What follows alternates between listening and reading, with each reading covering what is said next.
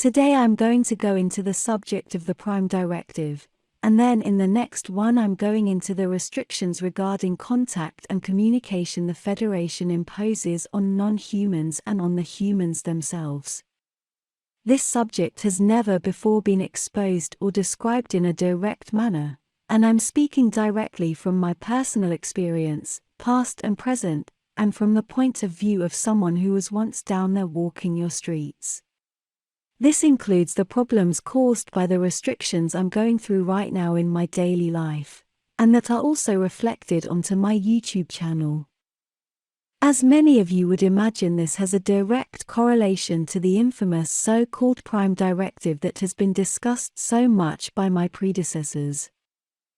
This document is very long and contains detailed protocols for space exploration, managing of new species of any kind, and how to handle the interactions between the Federation members, such as those pertaining to an exploration starship and new cultures, as well as with new species of plants and animals.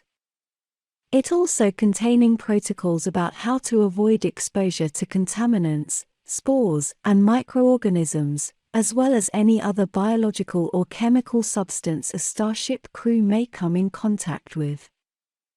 The Prime Directive also contains information and protocols describing space law, which is basically identical to the structure of your maritime law, for me, making it quite obvious that it is based on the Federation's space law.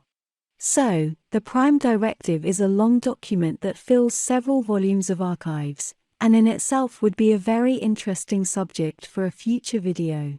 But today I'd like to center our attention on a few lines in this document that concern us directly. And those lines are the following ones.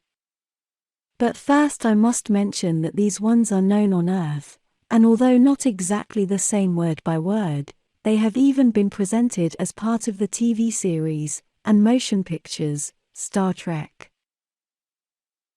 And the reason why they are there is because the Federation itself, and the Earth's cabal it ultimately controls, used Star Trek's creator, Gene Roddenberry, and the rest of the people involved in the saga, to introduce many space concepts into Earth's culture, including the one of the Prime Directive. This way the concept exists on Earth, but people relate it to the realms of science fiction and not of fact. It is known that Star Trek is based on a combination of the secret space program, from Earth, and the structure of the Real Galactic Federation, as Gene Roddenberry back in the early 1960s was in direct contact with non-human identities when he was at some kind of retreat. But even Dolores Cannon has mentioned in her work multiple times that the Prime Directive is real. The exact lines that I have translated from Taygeta, and that concern us now are the following. Prime Directive. A star captain's most solemn oath is that he will give his life, even his entire crew, rather than violate the Prime Directive. The Prime Directive is immediately applicable to all cultures in any planet that has not yet achieved warp capability, meaning that they are not yet interstellar. This directive can be found in the Articles of the Federation, Chapter 1, Article 2, Paragraph 7, which states, "Nothing within these Articles of Federation shall authorize the United Federation of Planets to intervene in matters which are essentially the domestic jurisdiction of any planetary social system, or shall require the members to submit such matters to settlement under these Articles of the Federation. But this principle shall not prejudice the application of enforcement measures under Chapter 6.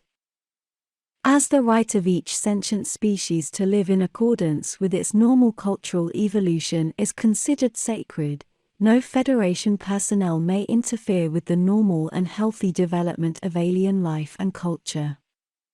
Such interference includes introducing superior knowledge, strength, or technology to a world whose society is incapable of handling such advantages wisely.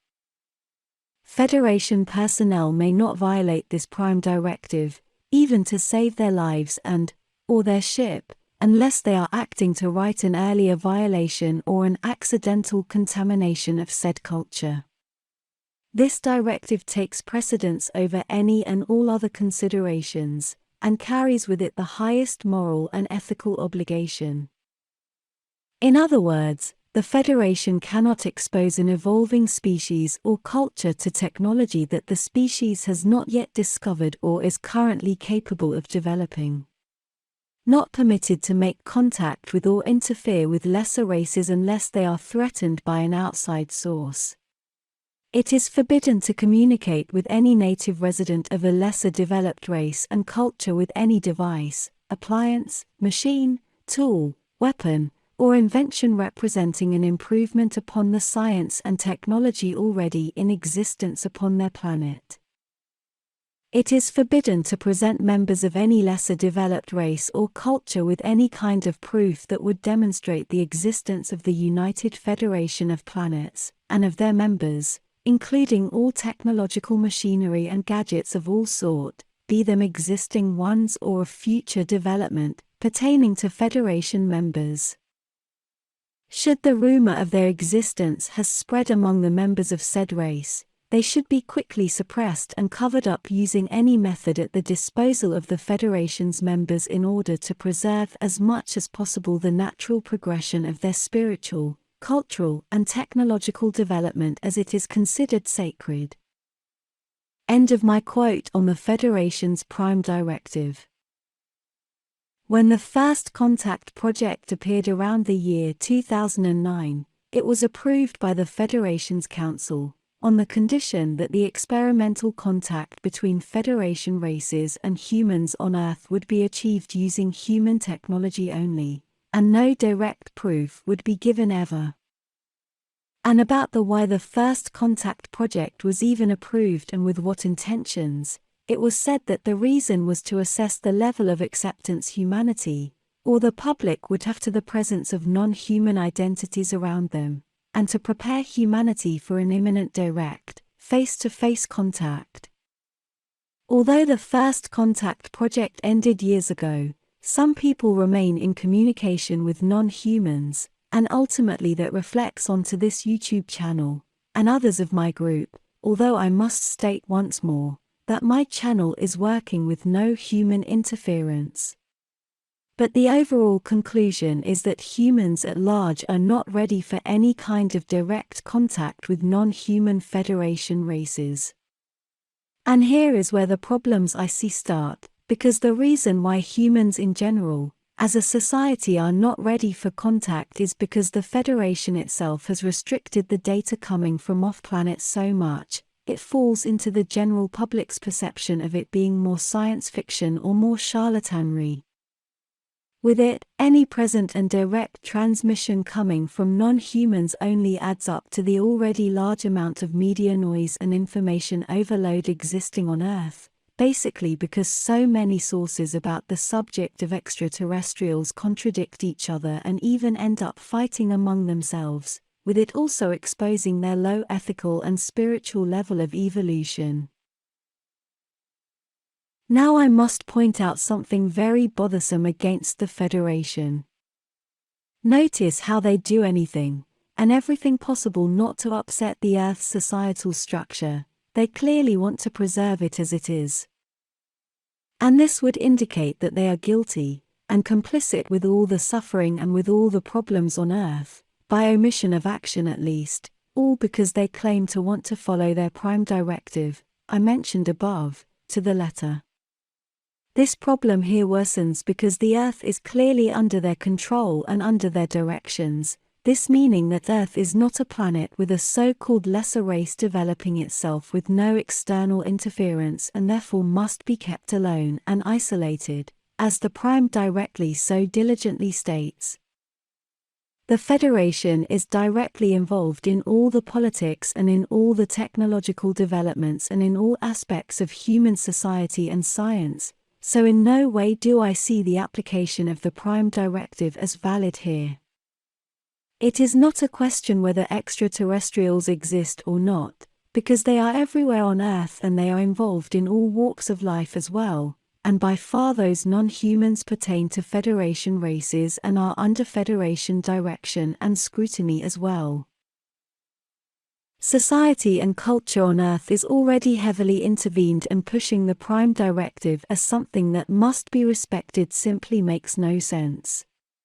Moreover, the Federation can be accused of countless instances where its cherished Prime Directive is not being followed, and where the Federation is acting directly in violation of it.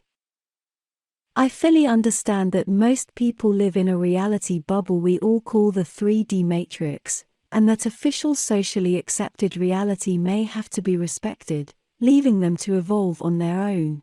Yet as Earth's society is so heavily intervened by the Federation, this institution would have the ethical and moral obligation to guide humanity in a constructive way, at least. On the other hand, I do see reasons why the Federation must act in a permissive way, and it has a lot to do with the human shadow, or dark side, and with their very efficient capacity to manifest everything, sadly mostly bad things for themselves, and this will be the subject for an incoming video. I understand the Federation's need to isolate non-humans from humans, for whatever excuse, but there are many inconsistencies and illogical things that I can't agree with, and I've lived and I'm living many of them,